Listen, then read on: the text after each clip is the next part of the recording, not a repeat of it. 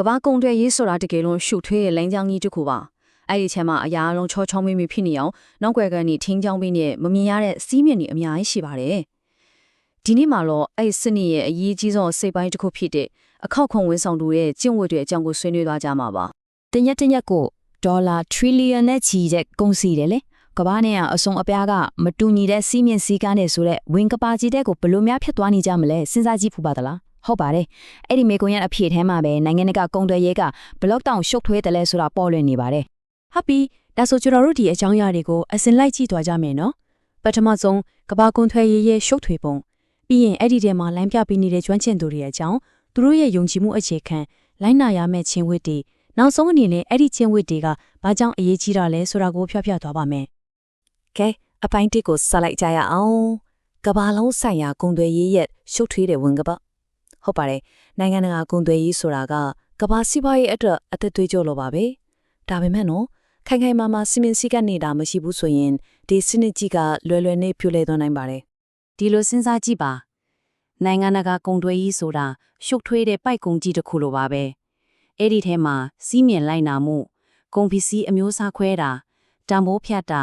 ပစ္စည်းရဲ့မူရင်းနိုင်ငံတတ်မှတ်တာစတဲ့စည်းကမ်းတွေအများကြီးနဲ့ရက်ရှက်ထားတာပါတခုခုလေးလွဲချော်သွားတာနဲ့ကုန်တွေကနေဆက်မှချက်ပေါင်းများစွာပိတ်မိသွားနိုင်တဲ့အထိဖြစ်သွားနိုင်ပါတယ်ဆိုတော့ဒီလောက်ရှုပ်ထွေးတဲ့ဝင်ကဘာကြီးထဲမှာဘယ်သူကလမ်းပြပေးမှာလဲ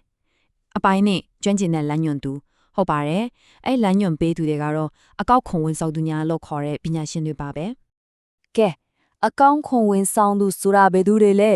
ဲသူတို့ကကုန်သည်တွေရဲ့ကိုစားနိုင်ငံတကာကုန်စည်ရွေးပြောင်းမှုတွေမှာအကောင့်ခွန်နဲ့ပတ်သက်တဲ့စီးမြင်စည်းကမ်းတွေအားလုံးနဲ့ကိုက်ညီအောင်ဆောင်ရွက်ပေးဖို့တရားဝင်အခွင့်အရေးရထားတဲ့ကျွမ်းကျင်သူတွေပေါ့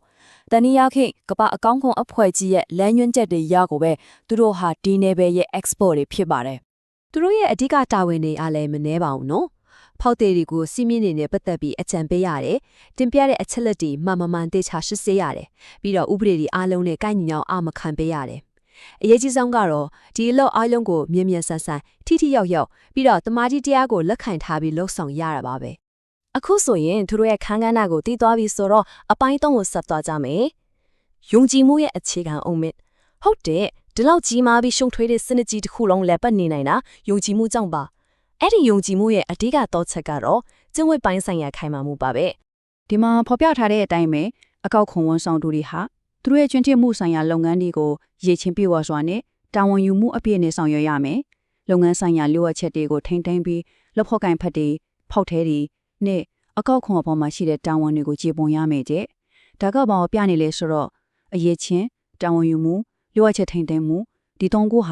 သူတို့ရဲ့ကျင့်ဝတ်ဆိုင်ရာအဓိကမန်တိုင်တွေပဲဖြစ်ပါတယ်ဆိုတော့အဲ့ဒီလိုခိုင်မာတဲ့ကျင့်ဝတ်ရရာဆိုတဲ့အုတ်မွက်ရှိနေလို့သာနိုင်ငံတကာထောက်ပံ့ရေးကွင်းဆက်ကြီးတစ်ခုလုံးမှာကုန်စည်တွေကချောမွေ့နဲ့လုံခြုံရွေးလျားသွားလာနိုင်တာပေါ့ဟုတ်ပြီအခုသူတို့လိုက်နာရမယ့်ကျင့်ဝတ်စံနှုန်းတွေအကြောင်းကိုပို့ပြီးအသေးစိတ်ကြည့်ကြအောင်အပိုင်းလေးဝန်ဆောင်သူတရားရဲ့လိုက်နာရမယ့်ကျင့်ဝတ်များဒါကသူတို့တို့လမ်းပြမိပုံလိုပါပဲမူနံပါတ်1ဥပဒေနဲ့ဖောက်တဲ့ရဲ့အကျိုးစီးပွားကိုထိန်းသိမ်းရမယ်ဒါကတကယ်တော့ဟန်ချက်ညီဖို့အရင်အရေးကြီးတဲ့အချက်ပါဆိုလိုတာကဖောက်တဲ့ရဲ့အကျိုးစီးပွားကိုစားပြုပေးရမှာမှနဲ့ဒါပေမဲ့အဲ့ဒါကဥပဒေပေါင်းထဲမှာပဲဖြစ်ရမယ်ဥပဒေကိုတော့ဘယ်တော့မှကြော်လို့မရပါဘူးဒုတိယမူတမာတိတရားနဲ့ဗမလိုက်ပဲဆောင်ရွက်ခြင်းဒါကလည်းအရင်ရှင်းပါတယ်သူတို့ဟာကိုချင်းတရားနဲ့တိခါကိုစောင့်ချင်းရမယ်ပေးတဲ့ချိန်ညာဒီဆုံးဖြတ်ချက်တွေတိုင်းမှာဗမလိုက်ပဲမျှတတရှိရမယ်ဒီလိုမှမဟုတ်ရင်စနစ်တစ်ခုလုံးပေါ်ထားတဲ့ယုံကြည်မှုပြတ်သွားနိုင်တော့ပေါ့နောက်တစ်ခုကမူနံပါတ်3ကျွမ်းကျင်မှုဆိုင်ရာအရေးချင်းကိုအမြဲထိန်းထားရမယ်ဘာလို့လဲဆိုတော့ကုန်သွယ်ရေးလောကကဥပဒေတွေလုံထုံးလုံနည်းတွေကအမြဲတမ်းပြောင်းလဲနေတာလေဒါကြောင့်ဖောက်တဲ့ဒီကိုအကောင်းဆုံးဝန်ဆောင်မှုပေးနိုင်ဖို့သူတို့ကိုယ်တိုင်ကတသက်တောင်လုံးလေးလာတင်ယူနေရမယ်ဒါကလည်းချင်းဝတ်ဆိုင်ရာတာဝန်တစ်ခုပါပဲနောက်ဆုံးမှုကတော့လျှို့ဝှက်ချက်ကိုတင်းချက်ထိန်းသိမ်းပါပဲဖောက်တီးတယောက်ရဲ့စီးပွားရေးဆိုင်ရာအချက်လက်တွေမတမ်းမှတ်ရတွေဆိုတော့အရန်ကို sensitive ဖြစ်ပါတယ်အဲ့ဒါတွေကိုခွင့်ပြုချက်မရှိပဲလုံးဝပေါက်ကြလို့မရအောင်ကာကွယ်ပေးရမယ်ဒါကယုံကြည်မှုရဲ့အဓိကအသက်သွေးကြောပါပဲကဲဒီကျင့်ဝတ်တွေကိုနှင်းရှင်လုပ်ငန်းခွင်မှာဘယ်လိုလက်တွေ့ကျင့်သုံးရမလဲဆိုတာကြည့်ရအောင်